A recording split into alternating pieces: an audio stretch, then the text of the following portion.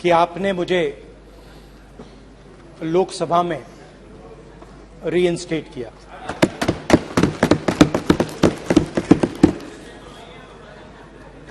और पिछली बार जब मैं बोला तो शायद मैंने आपको थोड़ा कष्ट भी पहुंचाया, क्योंकि मैंने इतनी जोरों से अदानी जी पे फोकस किया कि जो आपके सीनियर नेता हैं शायद उनको थोड़ा कष्ट हुआ। तो वो जो उनको कष्ट हुआ,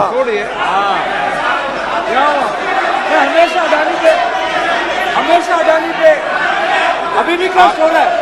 वो जो कष्ट हुआ, अभी भी कष्ट हो रहा है। विषय पे आइए, विषय पे। अभी भी कष्ट हो रहा है। ये देखिए, ये सारे नहीं मगर सुनिए ये है। तो वो जो कष्ट हुआ 1 2 3 4 5 उसका असर शायद आप पे भी थोड़ा हुआ। तो इसके लिए मैं आपसे माफी मांगता हूं, मगर मैंने सिर्फ सच्चाई रखी थी। मगर आज जो मेरे बीजेपी के मित्र हैं, आज आपको डरने की जरूरत नहीं है, डरो मत। क्योंकि आज जो मेरा भाषण है, डरो मत। और आप डरो मत।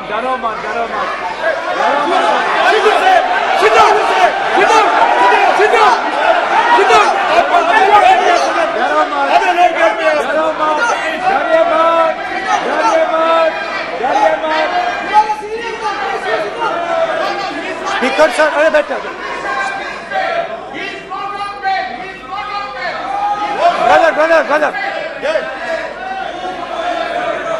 तो आज कोई घबराने की जरूरत नहीं है। आज मैं अपना भाषण, मेन जो भाषण है वो अदानी जी पे नहीं बोलने जा रहा हूं। आप छोड़िए, तो आप रिलैक्स कर सकते हैं, आप शांत रह सकते हैं, क्योंकि मेरा भाषण आज दूसरी डायरेक्शन में जा रहा है।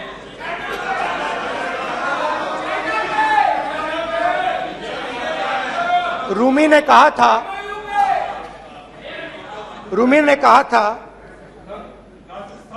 जो शब्द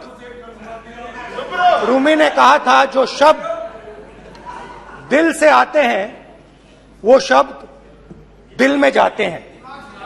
तो आज मैं दिमाग से नहीं बोलना चाह रहा हूं, मैं दिल से बोलना चाह रहा हूं।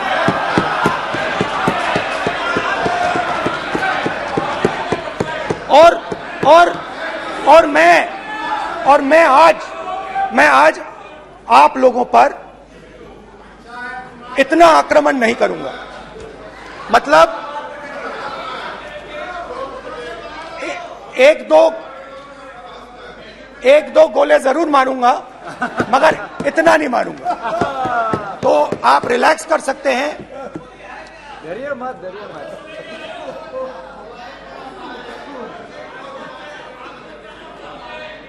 अरे रक्षा मंत्री जी आज संभाल लेंगे आप लोग।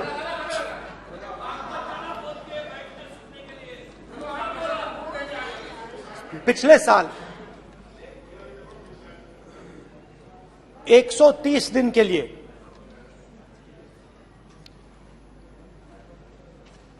मैं भारत के एक कोने से दूसरे कोने तक गया, अकेला नहीं, बहुत सारे लोगों के साथ।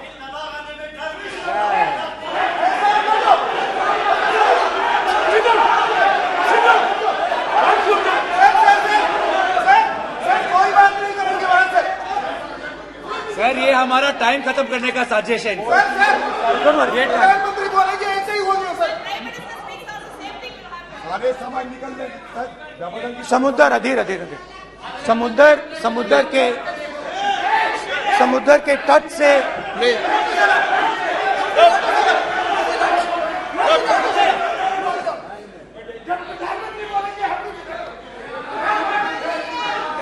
माननीय सदस्य प्लीज प्लीज ऐसे धमकाने का बात की मत बोलो यहाँ पे।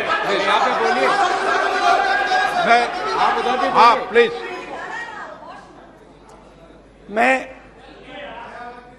समुंदर के तट से कश्मीर की बर्फीली पहाड़ी तक चला। नहीं, लद्दाख को मैंने नहीं छोड़ा। यात्रा अभी खत्म नहीं हुई है, यात्रा जारी है और जरूर लद्दाख आएंगे, घबराइए मत। बहुत सारे लोगों ने मुझसे पूछा यात्रा के दौरान, यात्रा के बाद कि राहुल तुम क्यों चल रहे हो, क्या तुम्हारा लक्ष्य क्या है, कन्याकुमारी से कश्मीर तक क्यों जा रहे हो। और जब वो मुझसे पूछते थे, शुरुआत में मेरे मुंह से जवाब नहीं निकलता।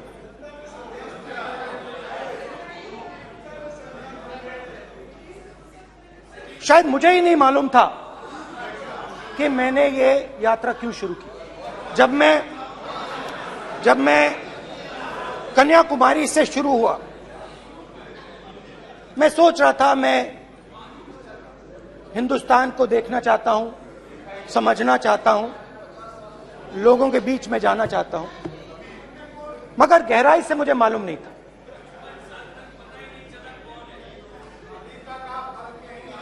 थोड़ी देर में मुझे बात समझ आने लगी।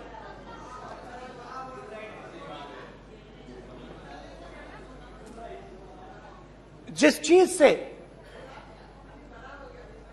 मुझे प्यार था, जिस चीज के लिए मैं मरने को तैयार हूं, जिस चीज के लिए मैं मोदी जी की जेलों में जाने को तैयार हूं, जिस चीज के लिए मैंने 10 साल हर रोज गाली खाई, उस चीज को मैं समझना चाहता था। ये है क्या जिसने मेरे दिल को इतनी, भाई आप रनिंग कमेंट्री बंद करो, नहीं तो हम भी चालू करेंगे। सुनने का आप धैर्य रखो। जिस चीज ने मेरे दिल को इतनी मजबूती से पकड़ रखा था, उसको मैं समझना चाहता। शुरुआत में जैसे मैंने शुरू किया,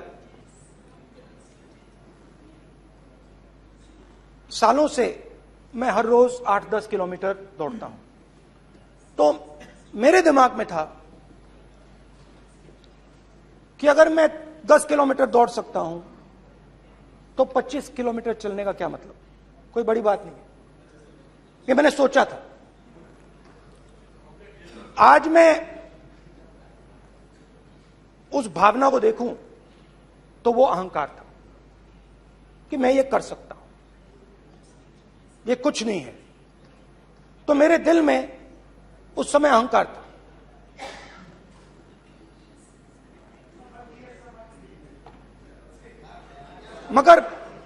मगर भारत अहंकार को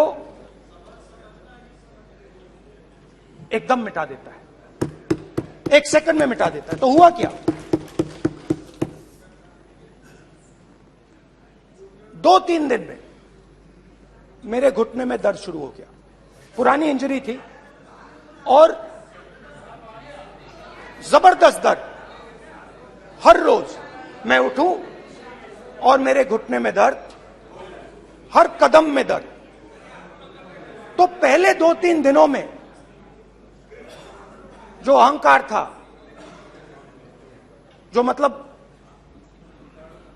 भेड़िया जो निकला था, वो चींटी बन गई एकदम।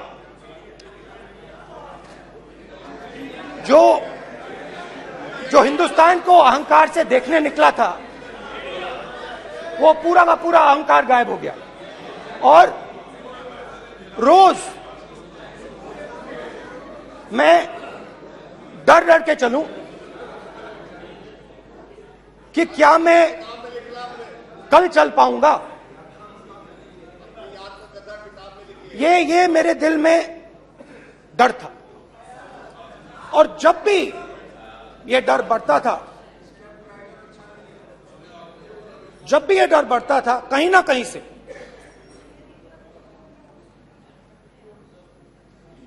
कोई ना कोई शक्ति मेरी मदद कर देती। एक दिन मैं सह नहीं पा रहा था, एक छोटी सी लड़की आती है, मुझे चिट्ठी दे देती। मैंने चिट्ठी खोली, 8 साल की थी, उसमें लिखा था, Rahul, I am walking with you, don't worry. उसने मेरे पैर में चोट देखी और उसने अपनी शक्ति मुझे दे दी। सिर्फ उसने नहीं, लाखों लोग ने। और शुरुआत में जब मैं चल रहा था, कोई किसान आता था, मैं एकदम पहले उसको अपनी बात बताता था कि आपको ये करना चाहिए, आपको इस प्रकार से काम करना चाहिए। मगर इतने लोग आए, हजारों लोग आए, कि थोड़ी देर में मैं बोल नहीं पाया। जो मेरे दिल में बोलने का डिजायर था, वो बंद हो गया। बोल ही नहीं पाया, क्योंकि इतने लोगों से बोलना था। और एक सन्नाटा सा छा गया, भीड़ की आवाज थी, भारत जोड़ो, भारत जोड़ो, भारत जोड़ो। और जो मेरे से बात करता था, उसकी आवाज में सुनता गया।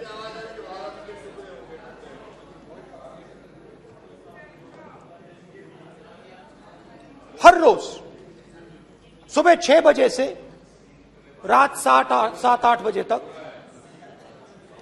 आम आदमी, गरीब, अमीर, बिजनेसमैन, किसान, मजदूर, सबकी आवाज।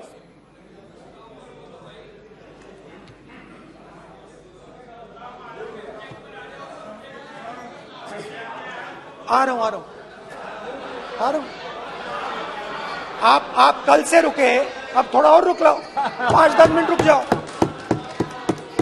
तो ये चलता गया, मैं बात सुनता गया। और फिर मेरे पास एक किसान आया, और किसान ने हाथ में रुई पकड़ी हुई थी, और उसने मुझे कहा, अध्यक्ष महोदय, उसने मुझे कहा, मेरी आंख में देखकर उसने मुझे अपना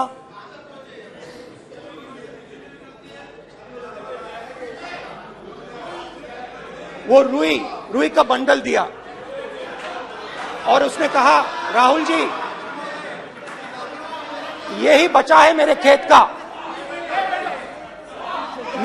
का, यही बचा है, और कुछ बचा नहीं है। मैंने उससे, जो मैं नॉर्मली सवाल पूछता था, भैया आपको बीमा का पैसा मिला, वो पूछा। बीमा का पैसा मिला, वो पूछा। और किसान ने मेरा हाथ पकड़ा। किसान मुझे कहता है कि नहीं राहुल जी, मुझे बीमा का पैसा नहीं मिला, हिंदुस्तान के बड़े उद्योगपतियों ने वो मुझसे छीन लिया। मगर इस बार बड़ी अजीब सी चीज हुई। जब मैंने किसान को देखा और वो मुझसे बोल रहा था, तो जो उसके दिल में दर्द था, वो मेरे दिल में आया। जो उसके आंखों में शर्म थी जब वो अपनी बीवी से बात करता था, वो शर्म मेरी आंखों में आई जब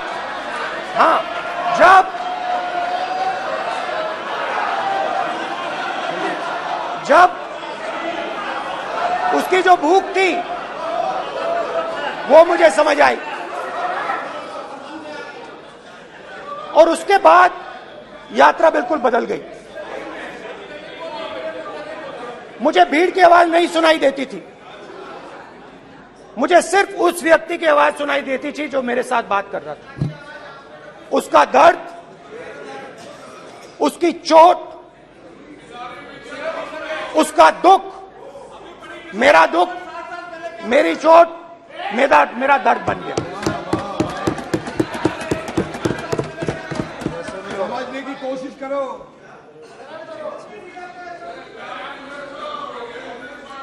भाइयों और बहनों, लोग कहते हैं कि ये देश है, कोई कहता है ये अलग अलग भाषाएं हैं, कोई कहता है ये जमीन है, मिट्टी है,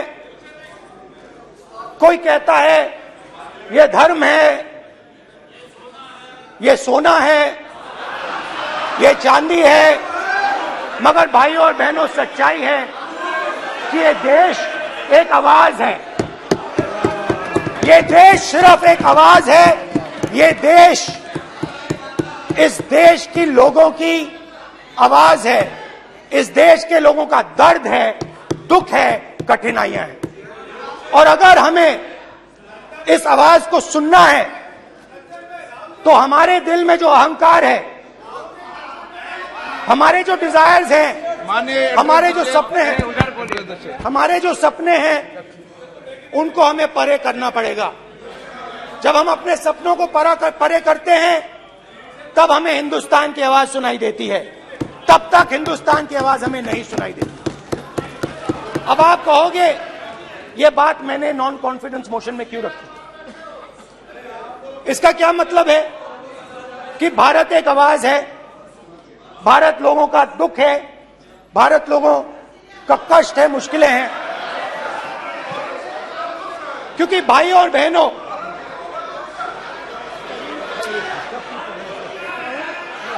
अध्यक्ष महोदय, अब पूरा सूद समेत जवाब तुमको मिलेगा। फिर पूरा सूद समेत देंगे सर। फिर आप हमें मत रोकेगा सर। अध्यक्ष महोदय, फिर आप हमें मत रोकेगा सर। आप हमें मत रोकेगा। फिर आप हमें मत रोकेगा। आप हमें मत रोकेगा। फिर आप हमको मत रोकेगा सर। हम सब देख रहे हैं, सब सुन रहे हैं, आप हमको फिर मत रोकेगा सर। तो स्पीकर सर, भारत एक आवाज है। भारत इस देश के सब लोगों की आवाज है। और अगर हम उस आवाज को सुनना चाहते हैं, हमें अहंकार को, नफरत को मिटाना पड़ेगा। स्पीकर सर, कुछ ही दिन पहले मैं मणिपुर गया। हमारे प्रधानमंत्री नहीं गए, आज तक नहीं गए, क्योंकि उनके लिए मणिपुर हिंदुस्तान नहीं है।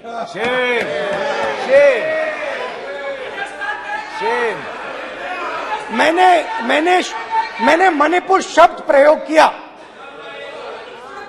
मगर आज की सच्चाई यह है कि मणिपुर नहीं बचा है। मणिपुर को आपने दो भाग में कर दिया है। मणिपुर को आपने बांट दिया है, तोड़ दिया है। मैं मणिपुर में रिलीफ कैंप्स में गया। रिलीफ कैंप में आज जा रहा हूं।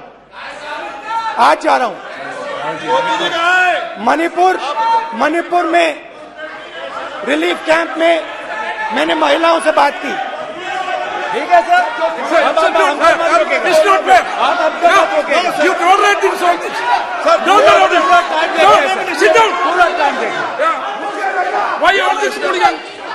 देखेंगे, कल देखेंगे, कल देखेंगे। प्रधानमंत्री की बात नहीं करेंगे सर, प्रधानमंत्री की बात नहीं करेंगे सर ऐसे।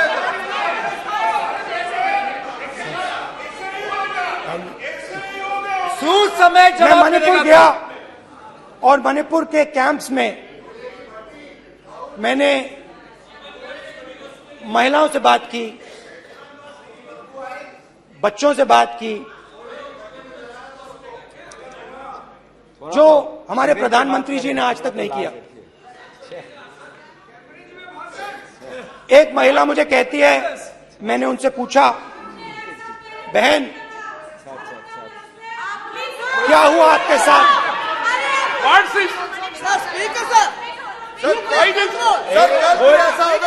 एक एक मंत्री बोल रहे हैं, कल आप बोले एक एक मंत्री खड़े होके बोल रहे हैं, एक एक मंत्री खड़े होके ऐसे कर रहे हैं, एक एक मंत्री खड़े होंगे तो पूरे सांसद खड़े होंगे यहाँ पे, पूरे सांसद खड़े होंगे यहाँ पे, बैठे नहीं है चुपचाप करिए, पूरे सब खड़े होंगे, पूरे सब खड़े होंगे। कल कांग्रेस पार्टी ने पूरा देश खड़ा होगा आपके खिलाफ, तो पूरा देश कल आपके खिलाफ खड़ा होगा। मैं बहुत सारी महिलाओं से बात किया, मगर मैं आपको दो उदाहरण देना चाहता हूं। एक महिला मुझे कहती है, मैंने कहा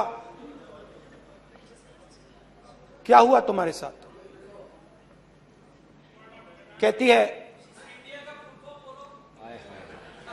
मेरा छोटा सा बेटा, महिला का सम्मान करें प्लीज, ये सम्मान एक ही बच्चा था मेरा, कोई शर्म कर लो गल एक ही बच्चा था मेरा, मेरे सामने, मेरे आंखों के सामने उसको गोली मारी है। मैं पूरी रात, आप सोचिए, आप अपने बेटे के बारे में, बेटों के बारे में सोचिए, मैं पूरी रात उसकी लाश के साथ लेटी रही। झूठ नहीं, झूठ आप बोलते हो, झूठ मैं नहीं बोलता हूं। मैं पूरी रात उसकी लाश के साथ लेटी रही और फिर मुझे डर लगा, मैंने अपना घर छोड़ दिया, जो भी मेरे पास था वो मैंने छोड़ दिया। मैंने उनसे पूछा कुछ तो लाई होगी? कहती है नहीं, सिर्फ मेरे जो कपड़े हैं ये मेरे पास हैं। और फिर इधर उधर ढूंढती है और एक फोटो निकालती है और मुझे कहती है यही मेरे पास अब बची है।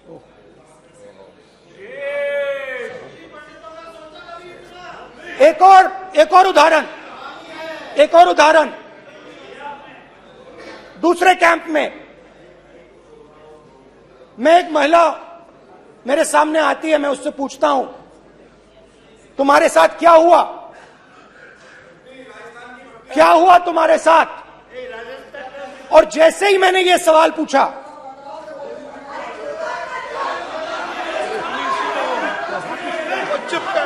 जैसे ही मैंने ये सवाल पूछा, आप महिला का दर्द नहीं सुन सकते, महिला का दर्द नहीं सुन सकते, महिला का दर्द सुनने का आपका धैर्य नहीं है, महिला का दर्द नहीं सुन सकते, महिला का दर्द नहीं सुन सकते। जैसे ही मैंने उससे ये सवाल पूछा, बैठो, जैसे सर प्लीज सर,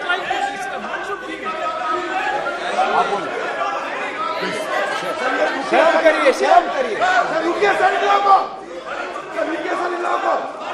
जैसे ही मैंने उससे सवाल पूछा तुम्हारे साथ क्या हुआ, शर्म नहीं है तेरे को?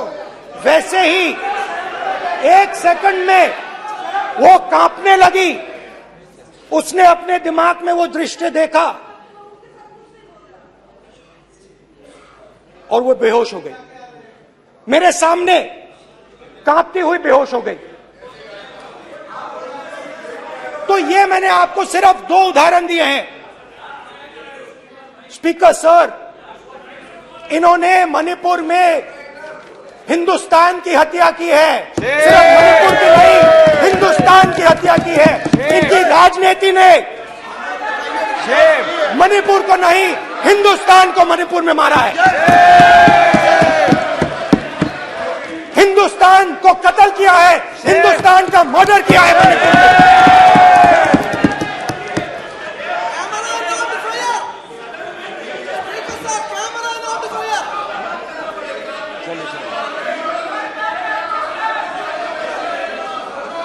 अरे दो भाग किए हैं, शर्म करिए जी।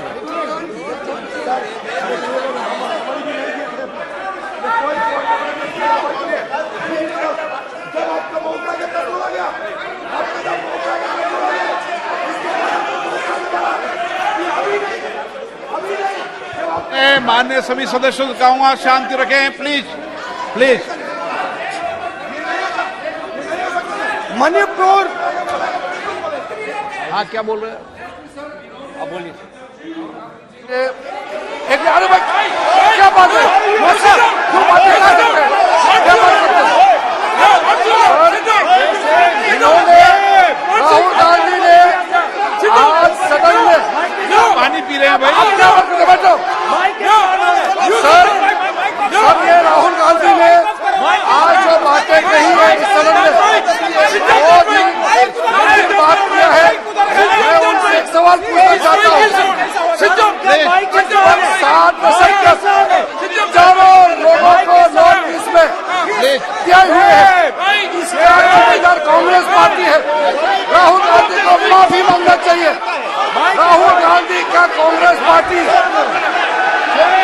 7 साल से ज्यादा इस देश को शासन किया है। नॉर्थ ईस्ट को इन्होंने खत्म किया है। आज नॉर्थ ईस्ट में जितना मिलिटेंसी है ये कांग्रेस पार्टी ने पैदा किया है। क्या बात करते हैं, क्या बात करते हैं? आज नॉर्थ ईस्ट में सारा मिलिटेंट ग्रुप है, सारा कांग्रेस पार्टी की वजह से जन्म हुआ है।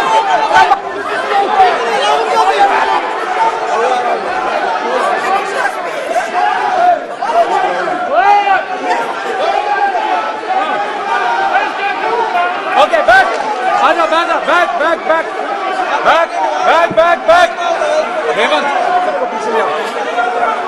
Back back back highway highway highway highway highway हो गया हो गया हो गया। प्रतापन प्रतापन हो गया बैक आप बैक भाषण नहीं सुनना चाहते हैं? आप भाषण नहीं सुनना चाहते, प्लीज बैठिए, बैक करो बैक बैठिए बैठिए बैठिए, प्लीज बैठिए, नीचे आओ यार, प्लीज बैठिए, नीचे आओ प्लीज बैठिए। चले चलिए चलिए अंदर जय चलिए। Please okay thank you thank you सबसे बड़ा thank you thank you thank you thank you thank you.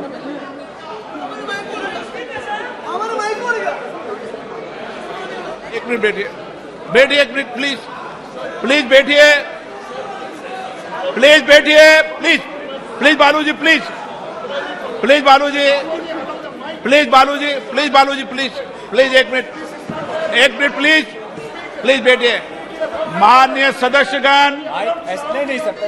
जिस तरीके का व्यवहार आप टेबल पर आकर कर रहे हैं इस तरीके से सदन नहीं चलेगा। ये तरीका ठीक नहीं है। जब मैंने किसी को कहा है तो कहा है, ऐसे सदन नहीं चलेगा। आप सदन नहीं चलाना चाहते, अलग बात है। अब अपनी बात कहिए, गलत तरीका ये। नो, ऐसे सदन चलने वाला नहीं है। जो माननीय सदस्य टेबल पर आए उनके खिलाफ कार्रवाई होगी। प्लीज बैठिए बैठिए बैठिए, आप भी बैठिए, आप भी बैठिए। माननीय मंत्री जी, माननीय मंत्री जी, प्लीज बैठिए। भारत सदन है, माता, प्लीज बैठिए, भारत माता, प्लीज बैठिए। Please brother. मैं बहुत शांति से सुन रहा हूं। इसका तरीका ये नहीं है उचित हो कि आप टेबल पर आए। नहीं, गलत गलत तरीका ये। आप जैसे मैंने माननीय सर प्लीज, जैसे मैंने प्लीज ब्रदर प्लीज भैया पानी लो। जैसे मैंने भाषण के शुरुआत में बोला, भारत एक आवाज है, भारत हमारी जनता की आवाज है, दिल की आवाज है।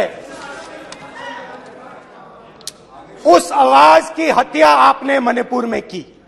इसका मतलब भारत माता की हत्या आपने मणिपुर में की।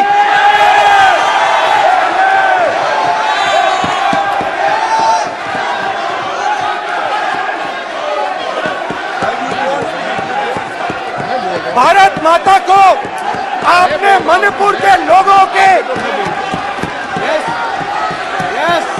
मारा, आपने मणिपुर के लोगों को मारकर भारत की हत्या की है। आप देश द्रोही हो, आप देशभक्त नहीं हो, आप देश प्रेमी नहीं हो, आप देशद्रोही हो। आपने देश की हत्या मणिपुर में की। प्लीज प्लीज एक मिनट, प्लीज प्लीज बैठिए, प्लीज प्लीज बैठिए। अब सवाल आप उठता बैठना है, चाहते नहीं बैठना चाहते? आप बैठना चाहते नहीं बैठना चाहते? इसीलिए आपके बैठना प्रधानमंत्री चाहते आप? मणिपुर में नहीं मैं जा आप सकते बैठिए आप, हैं, क्योंकि उन्होंने प्लीज देश की हत्या की है। मणिपुर में हिंदुस्तान की हत्या की है, भारत माता की हत्या की है। मणिपुर में, मणिपुर के लोगों के दिल में। प्लीज एक मिनट बैठिए आप, एक तो मिनट सवाल बैठिए। उठता है, एक मिनट बैठिए, एक मिनट। आप भी विराजे, आप भी विराजे, आप भी विराजो, आप भी विराजो। आप बैठिए सही, नहीं बैठिए रहने दो आप। आप बैठिए, बैठिए आप, प्लीज बैठिए आप, प्लीज। आप बोल रहे हैं फिर आप भारत माता के रखवाले नहीं एक हो, मिनट माने सर। आप भारत माता के हत्यारे हो। प्लीज मानस सदस्य, प्लीज प्लीज मानस सदस्य, please please please please please. देखिए माननीय सदस्यगण, प्लीज प्लीज। माननीय सदस्यगण, भारत मां हमारी मां है, हमें सदन में बोलते समय संयम बरतना चाहिए। मेरा अपनी मां की हत्या की बात कर रहा हूं, मैं मणिपुर में अपनी मां की हत्या की बात कर रहा हूं, मैं आदर से बोल रहा हूं। आपने मेरी मां की हत्या की मणिपुर में। एक मेरी मां यहां बैठी है, दूसरी मां को आपने मणिपुर में मारा है।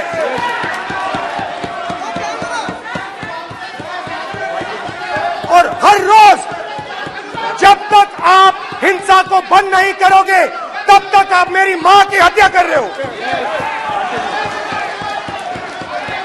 हिंदुस्तान की सेना मणिपुर में एक दिन में शांति ला सकती है।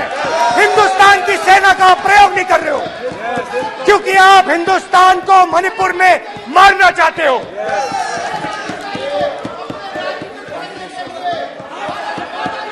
तो अगर नरेंद्र मोदी जी हिंदुस्तान की आवाज नहीं सुनते हैं, अगर हिंदुस्तान के दिल की आवाज नहीं सुनते हैं, तो किसकी आवाज सुनते हैं? दो लोगों की आवाज सुनते हैं। इसकी आवाज सुनते हैं, इसकी आवाज सुनते हैं, माननीय सदस्य, और इसलिए सुनते हैं। नो एक गलत तरीका माननीय सदस्य, देख लीजिए गलत तरीका है। अडानी जी के लिए मोदी जी ने क्या काम किया है, देख माननीय लीजिए। सदस्य, आप ये पहले आपको और उसको ये लेकर बाद नहीं आए, में। गलत तरीका आपका। माननीय सदस्य, आपका गलत तरीका है। आप सीनियर सदस्य हैं, आप इस तरीके का व्यवहार सदन में मत करिए। आप बात करिए, लेकिन इस तरीके से पोस्टर लाना ये उचित नहीं है किसी तरीके से। रावण दो लोगों की सुनता था, रावण दो लोगों की सुनता था, मेघनाथ और कुंभकर्ण। वैसे ही नरेंद्र मोदी दो लोगों की सुनते हैं, अमित शाह और अडानी। भाई और बहनों, लंका को हनुमान ने नहीं जलाया था, लंका को रावण के अहंकार ने जलाया था। प्लीज माननीय सदस्य, आप संयमित बोले। आप ये सदन है, आप तरीके से बोलिए माननीय राम सदस्य। ने रावण को नहीं मारा था, रावण के अहंकार ने रावण को मारा था। आप पूरे देश में केरोसिन फेंक रहे हो, पूरे देश में आप केरोसिन फेंक रहे हो। आपने मणिपुर में केरोसिन फेंकी और फिर चिंगारी लगा दी। अब आप हरियाणा में कर रहे हो, पूरे देश को आप जलाने में लगे हो। आप पूरे देश में भारत माता की हत्या कर रहे हो। धन्यवाद स्पीकर। और अगर सदन, विशेषतः विपक्ष, मेरे वक्तव्य को सुनने का धैर्य रखे तो बहुत सारी चीजें उजागर हो सकती हैं। You are not India, for India is not corrupt. India believes in merit and not dynasty, and today of all the days people like you need to remember what was told to the British: quit India, corruption quit India, dynasty quit India, merit now finds place in India. अध्यक्ष महोदय, सबसे पहले आपकी पीठ पर, आपके आसन पर जिस प्रकार का आक्रामक बर्ताव आज देखा गया, उसका मैं खंडन करती हूं।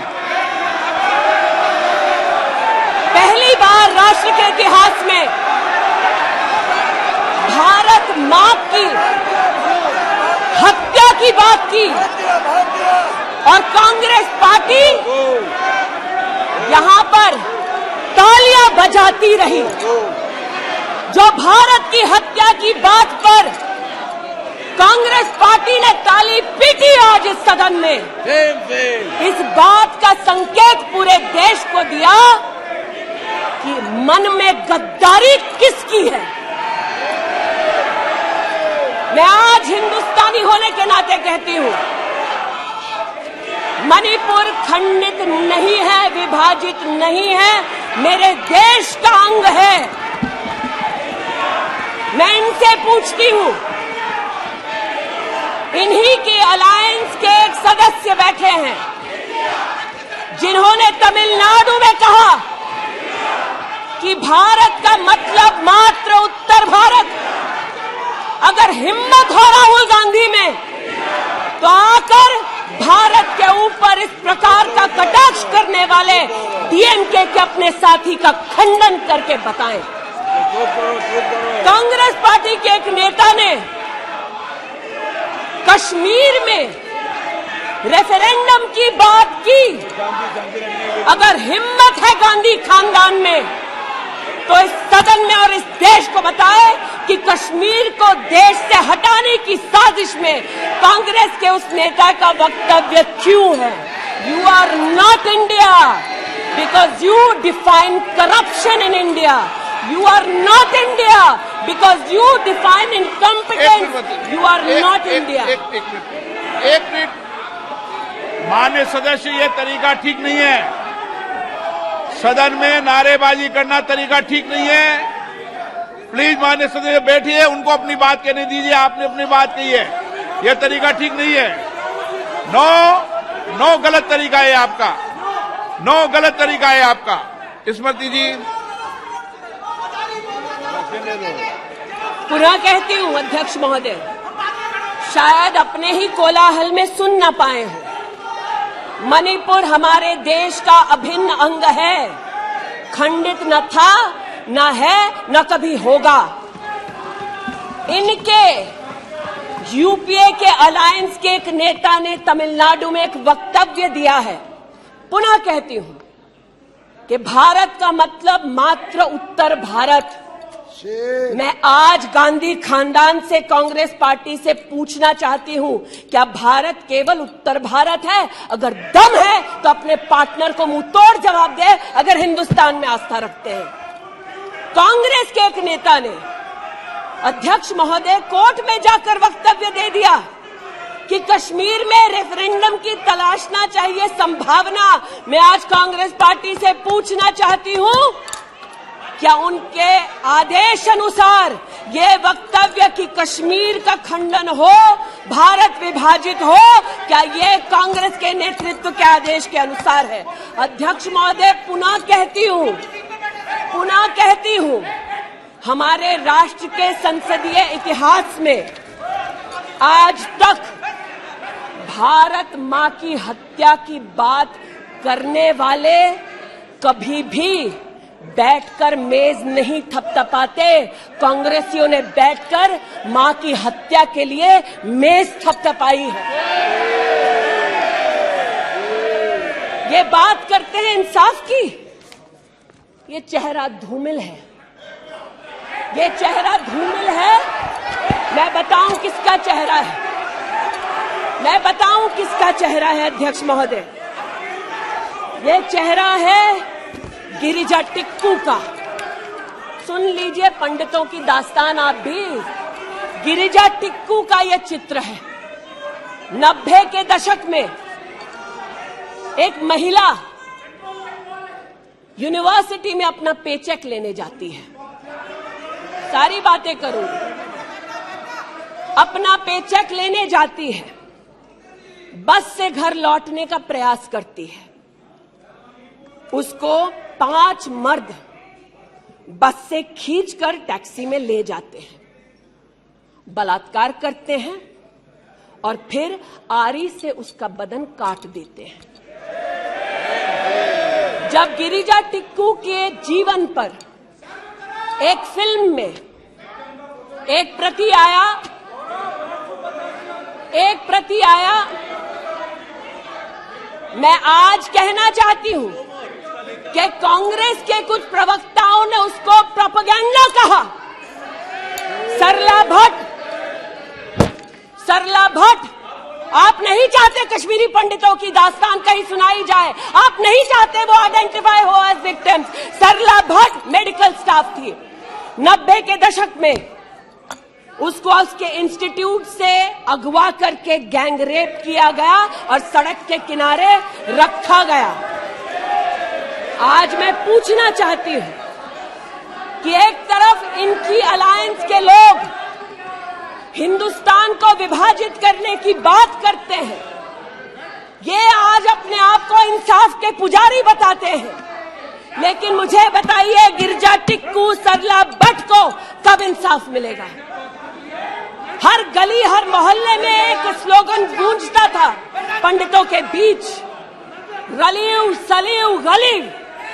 पुनः कहती हूं, रलियू सलियू गलीव। आप चिल्लाना बंद करें, समझे पहले। रलियू सलियू गलीव। या तो अपना धर्म बदलो, या कश्मीर छोड़ो, या यहीं मरो। उनकी आवाज भारत की आवाज नहीं है। उनकी आवाज को आपने कभी नहीं सुना। मैं आज कहती हूं, इन्होंने कहा अश्रु बहाए, भ्रमण किया 84 के दौरान में। मुझ जैसे कई लोग देश की राजधानी में थे और किसी का वक्तव्य ना सुने अध्यक्ष जी। एक पत्रकार है प्रणय गुप्ता, उन्होंने लिखा कि सिख बच्चों को कैस्ट्रेट करके उनके अंगों को उनकी मां के मुंह में ठूसा गया। आज बोलती हूं, त्रिलोकपुरी में 30 औरतों को इकट्ठा करके चीला गांव में ले जाकर उनका बलात्कार किया। सुल्तानपुरी में एक महिला ने एफिडेविट दी है, मेरे हस्बैंड को मार दिया, बेटी को शादी से एक रात पहले उठाकर ले गए और उसका बलात्कार किया।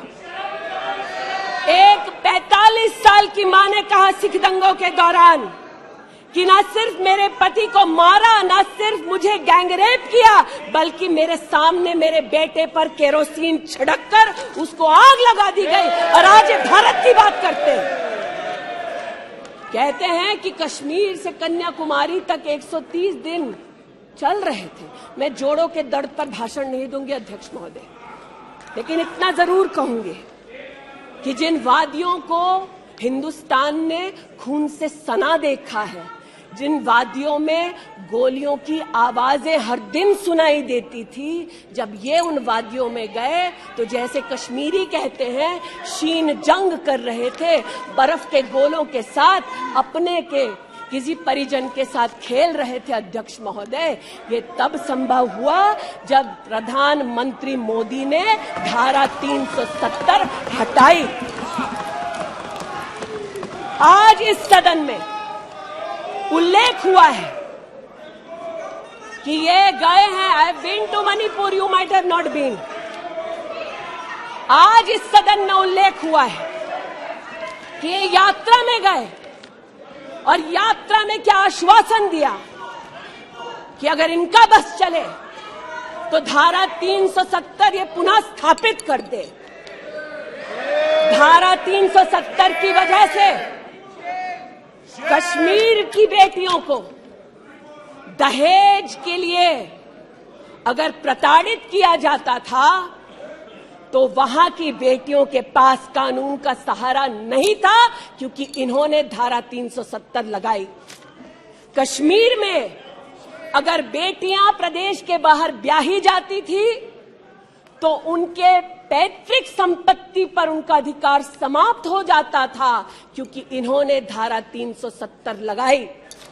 कश्मीर में अगर 14 साल से कम उम्र की बच्ची का 18 साल से कम उम्र की बच्ची का ब्याह रचा दिया जाता था तो उसे कानून का संरक्षण नहीं मिलता था, क्योंकि इन्होंने धारा 370 लगाई।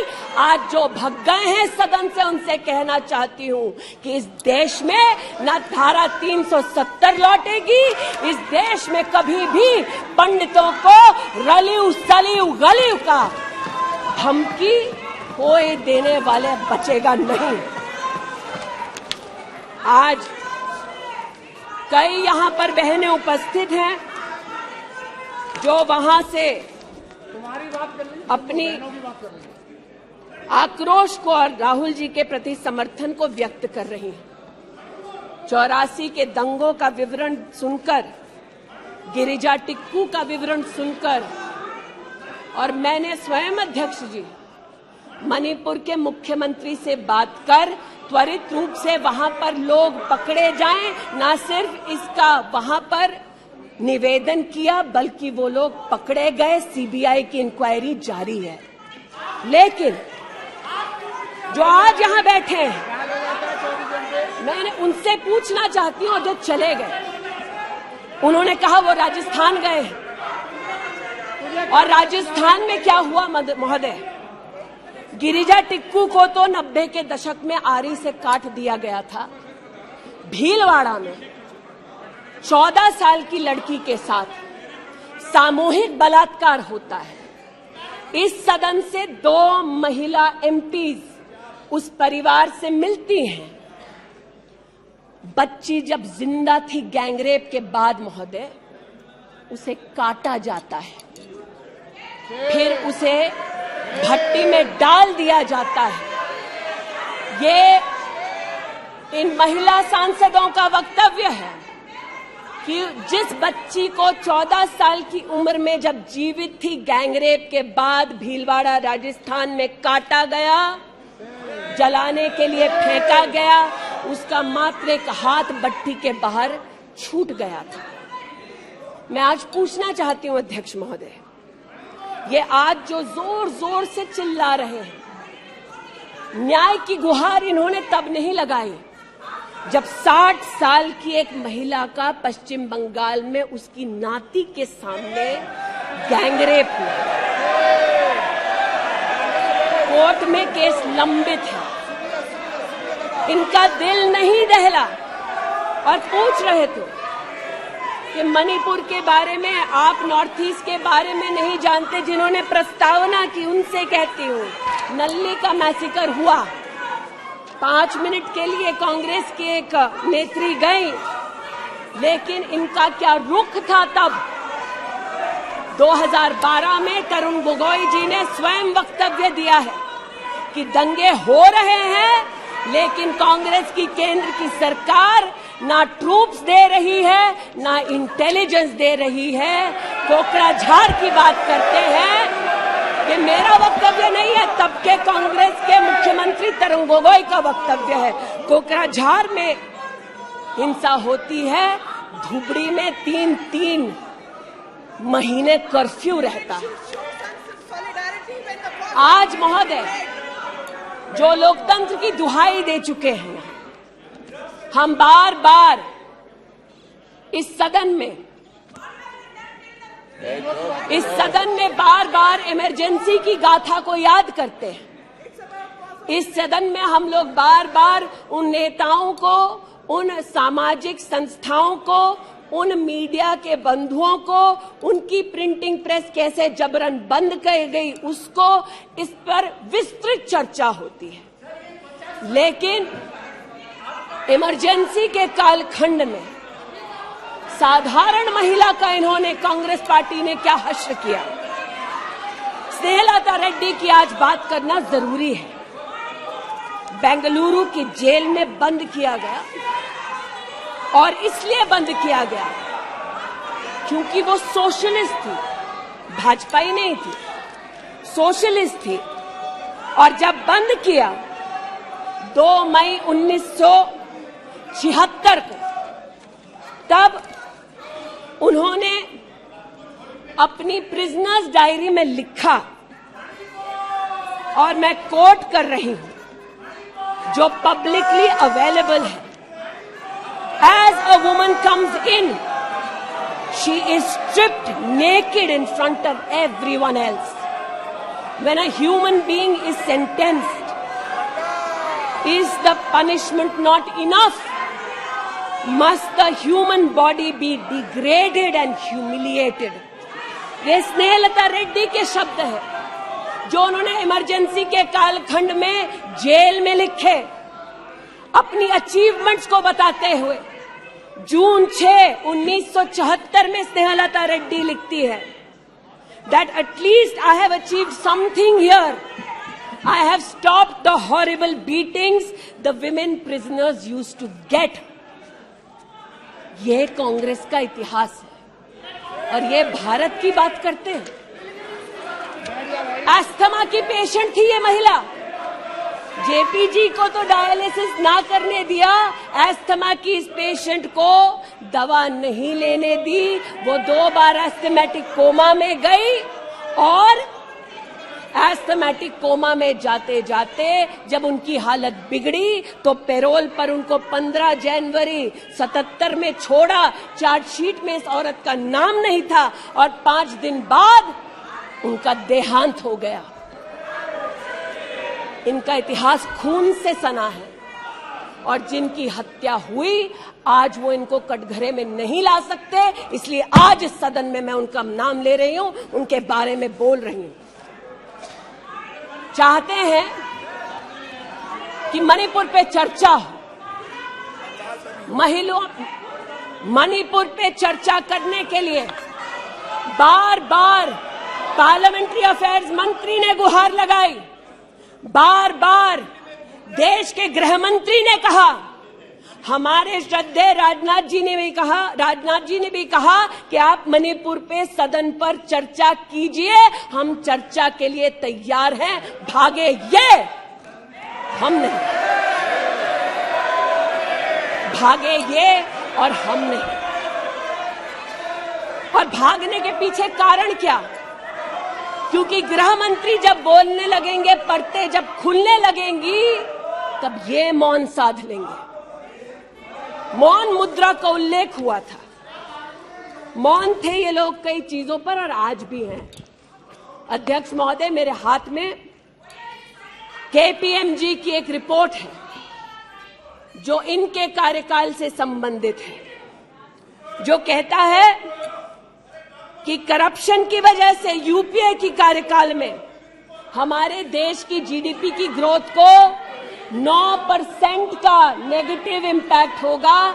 ये अंतर्राष्ट्रीय एजेंसीज बोल रही थी, लेकिन ये चुप थे, आज भी चुप हैं। जो लोग जीरो लॉस थियरी सिखाते थे, आज उसी कांग्रेस के एक नेता को कोयला घोटाले के लिए सजा हुई है, और वो चुप है। लेकिन चुप और बहुत सारी चीजों में रहे महोदय। 2005-06 में यूपीए की सरकार को यह ज्ञात हो गया था कि खुले में शौच करने की वजह से महिलाओं का बलात्कार हो रहा है। 2005-06 में इनको पता था, ये सरकारी सर्वे में ज्ञात हुआ है, लेकिन ये चुप थे। 2010 में वर्ल्ड बैंक की रिपोर्ट ने कहा, इनकी तब सरकार थी, कि स्वच्छता न होने की वजह से देश की जीडीपी पर 6.4 का नेगेटिव इंपैक्ट है। ये चुप रहे। महिला का बलात्कार खुले में शौच में हो रहा था, इनको पता था, ये चुप रहे। 2014 तक देश में केवल 39% आबादी को इन्होंने टॉयलेट की व्यवस्था सुनिश्चित करके दी। 2019 तक 100% कवरेज हुआ। 110 मिलियन टॉयलेट। ये हंसते हैं इस पे अध्यक्ष जी। शायद इनको पता नहीं है कि एक महिला के लिए दिन की शुरुआत में शौच के लिए बाहर जाना या सूर्यास्त का इंतजार करना, शौच के लिए बाहर जाना और वहां उसका शारीरिक शोषण होना, बलात्कार होना, ये कितनी बड़ी सामाजिक और क्रिमिनल चुनौती है, इस बात से इनको कोई सरोकार नहीं, इसलिए उपहास का विषय बनाते हैं। आज मुझे ये कहते हुए शर्मिंदगी है कि मैं यहां पर कह रही हूं कि खुले में शौच करने वक्त औरत का बलात्कार होता है, ये उपहास उड़ा रहे हैं और महिला उपहास उड़ा रही है। शायद यही लक्षण है कांग्रेस मिथ अलायंस के कि औरत का बलात्कार हो तो ये हंसे, भारत मां की हत्या की बात हो तो ये यहां पर तालियां पीटे। ये कांग्रेस का लक्षण है। इनकी प्रस्तावना के वक्त ये कहा गया कि हम बात करेंगे मात्र एक व्यक्ति से, हम किसी मंत्री से बात नहीं करेंगे, क्योंकि मंत्रियों की कार्यशैली पर इनको चर्चा नहीं करनी। और शायद सच भी है, इनका अपना अनुभव है कि इनके यहां पावर का केंद्र बिंदु एक था। यहां पर फर्क यह है कि हम सब कलेक्टिव रिस्पॉन्सिबिलिटी के भागीदार हैं। इसलिए आज जब गजेंद्र शेखावत जी के मंत्रालय की ओर से टॉयलेट की व्यवस्था होती है, तो मैं एक महिला सांसद और नागरिक के नाते इनका भी उतना ही अभिनंदन करती हूं जितना कि प्रधानमंत्री जी का।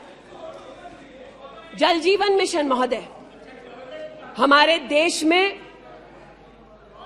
जब इनकी सरकार थी तो मात्र 3 करोड़ परिवारों तक नलके से पानी पहुंचता था।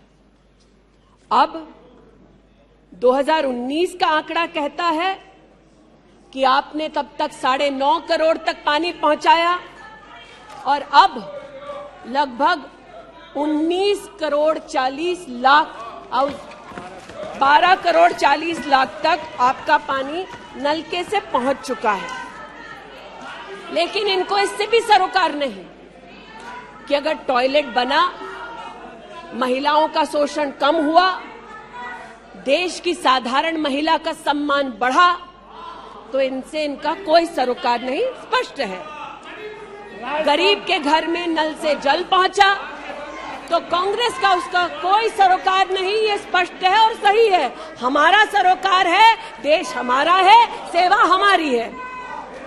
आज ये उत्तेजित है कि मैं इस सदन में मंत्रिमंडल के अपने कई सहयोगी साथियों का वर्णन करती हूं। एक ऐसी महिला मंत्री का वर्णन कर रही हूं जो वर्तमान में नहीं है। जनधन के माध्यम से 23 करोड़ महिलाओं का बैंक का खाता खुला। ये इनके लिए कोई मान्यता नहीं रखता, ये मुझे स्वीकार है, ये हमारे लिए अहम है। मुद्रा के माध्यम से 40 करोड़ लोगों को जो जीवन में कभी व्यवसाय नहीं कर पाते थे, जिनके पास कांग्रेस की पर्सनल डायलिंग मशीन नहीं थी, उनको मुद्रा का लोन मिला। 27 करोड़ लोन महिलाओं को दिए गए। महिलाओं को अपना व्यवसाय शुरू करने के लिए 23 लाख करोड़ रुपया सैंक्शन किया गया मुद्रा के माध्यम से। इनका उससे कोई सरोकार नहीं। 8 करोड़ नौजवान हमारे राष्ट्र के इतिहास में फर्स्ट टाइम एंटरप्रेन्योर्स बने। इनका उससे कोई सरोकार नहीं। 1,80,000 अकाउंट्स में स्टैंड अप इंडिया का 40,000 करोड़ का पैसा दिया गया। 80% महिलाएं। एक मिनट प्लीज। क्या तरीका है? वह अपनी बात करिए, तथ्यों के आधार पर करिए। आपको खंडन करना है तो आप बोलना, जब तथ्यों के आधार पर करना गलत बात है। नो गलत। माननीय मंत्री जी की अनुमति से सर मैं पुनः बोलूं तो जैसा कि मैंने कहा, महिला का अगर आर्थिक सामाजिक उत्थान होता है तो इससे इनको कोई सरोकार नहीं। सेल्फ हेल्प ग्रुप की बात करते हैं।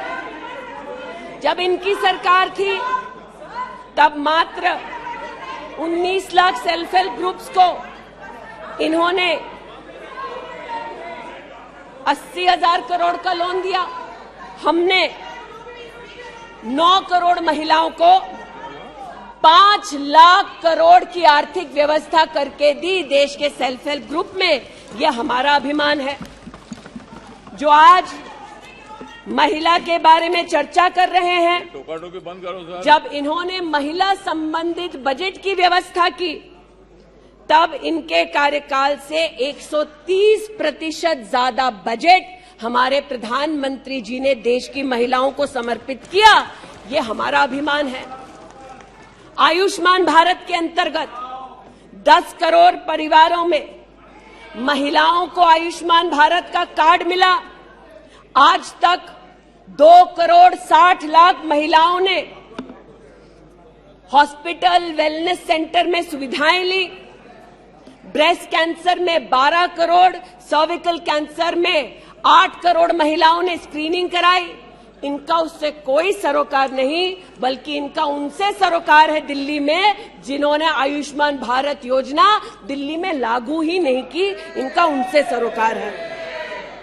देश में मोदी सरकार में 3 करोड़ 84 लाख घर बने, जिनमें से 2 करोड़ 86 लाख महिलाओं को मिले। इनका उनसे कोई सरोकार नहीं, क्योंकि गरीब महिला लखपति दीदी बन गई, वो हमारा अभिमान है, इनका नहीं। हमारे देश में 8 करोड़ 50 लाख बेटियों ने समग्र शिक्षा के माध्यम से स्कूल में सेवा ली, मुफ्त टेक्स्ट बुक की सेवा ली। बेटियां का ये उपलब्धि हमारा अभिमान है, इनका नहीं। 5 लाख से ज्यादा बेटियों के लिए स्कूलों में अलग से टॉयलेट की व्यवस्था हुई। ये इनका अभिमान नहीं, हमारा अभिमान है। हमें अपनी बेटियों पे गर्व है। 5 लाख दिव्यांग बेटियों को मंथली स्टाइपेंड मिलता है। ये सेवा हम देश की बेटियों को दे सकते हैं। ये हमारे लिए बहुत बड़ा प्रभु का उपकार है। 1,28,000 बेटियों को मेरिटोरियस स्कॉलरशिप दी जाती है, 12,000 रुपए की हर साल। ये सेवा का मौका परिवारों ने हमको दिया। 2 लाख से ज्यादा बेटियों को सेल्फ डिफेंस की ट्रेनिंग दी जा रही है। आज एलिमेंट्री एजुकेशन में बेटियों की एनरोलमेंट 100% है इस देश में। ये हमारे देश के लिए गौरव की बात है। आज पहली बार फीमेल एनरोलमेंट उच्च शिक्षा में महोदय 2 करोड़ से ज्यादा हुआ है महिलाओं का। ये देश के लिए गौरव की बात है। आज दलित बेटियों का एनरोलमेंट बढ़ा है 38%, दलित बेटियों का उल्लेख करती हूँ, ये चिल्लाते हैं, इनको दलित बेटियों से सरोकार नहीं हमको है, ये हमारे लिए गर्व की बात है। आदिवासी बच्चे, लड़कियां 63% उनका एनरोलमेंट बढ़ा महोदय। आदिवासी बच्चों के साथ इनका कोई सरोकार नहीं। आदिवासी बेटियों ने हमारे प्रधानमंत्री को सेवा का मौका दिया, ये हमारे लिए प्रभु की असीम कृपा है। नॉर्थ ईस्ट की बात करते हैं तो महिला ने नॉर्थ ईस्ट में 34% की इंक्रीज हुई है एनरोलमेंट में। नॉर्थ ईस्ट के मेरे सभी साथियों को, चाहे वो सदन में कहीं भी बैठे हों, महिलाओं की दृष्टि से मैं अभिनंदन देती हूं। आज हमारे देश में महिला जो पीएचडी करती है 99.2% की वृद्धि हुई है एनरोलमेंट में पीएचडी करने वाली महिलाओं में। ये हमारे लिए हिंदुस्तानी होने के नाते गौरव की बात है। आज जो महिला शैक्षिक संस्थानों में सेवा दे रही, यूनिवर्सिटीज में, इंस्टीट्यूशंस में, कॉलेजेस में 66%, 66% उनकी वृद्धि हुई है। आप हो करते जाएं, हम तो उनके लिए बल्ले बल्ले ही करेंगे। आज मुझे ये कहते हुए खुशी है कि हमारे लेबर मिनिस्ट्री ने कहा है कि ईपीएफ में 28,70,000 महिलाओं ने अब अपने आप को सब्सक्राइबर बनाया है। आज 2017 से लेकर 22 तक लगभग 1400 महिला साइंटिस्ट को भारत सरकार की विविध स्कीम्स के अंतर्गत सहयोग मिला है। आज महिलाओं को मैटरनिटी लीव में 26 हफ्ते की पेड मैटरनिटी लीव मोदी सरकार ने सुनिश्चित की है। आज महिलाओं ने 3 करोड़ बेटियों ने, महिलाओं ने प्रधानमंत्री मातृ वंदना योजना के अंतर्गत 13,700 करोड़ रुपया अपने बैंक के खाते में पाया है। इस सेवा के लिए प्रधानमंत्री जी को आभार और बेटियों का अभिनंदन। आज हमारे देश की बेटियां सैनिक स्कूल में पढ़ सकती है। इस ऐतिहासिक निर्णय के लिए रक्षा मंत्री जी, प्रधानमंत्री जी को आभार। आज हमारी देश की बेटियां आर्म्ड फोर्सेस में परमानेंट कमीशन पा चुकी हैं। हमारे देश का गौरव बढ़ाने के लिए ऐसी बेटियों का आभार। आज जो महिला और महिला हक के लिए यहाँ बोल रहे हैं, అతి తక్కువ పెట్టుబడి అత్యధిక లాభం 4 సంవత్సరాలు పైబడి పెరిగిన శ్రీగంధం చెట్ల ఫ్లాట్లు my home smart city Amazon Johnson and Johnson and PNG companies దగ్గర స్పాట్ రిజిస్ట్రేషన్ అండ్ మరిన్ని వివరాల కోసం వెంటనే కాల్ చేయండి. శుభప్రదం ప్రాజెక్ట్స్ 9100007255.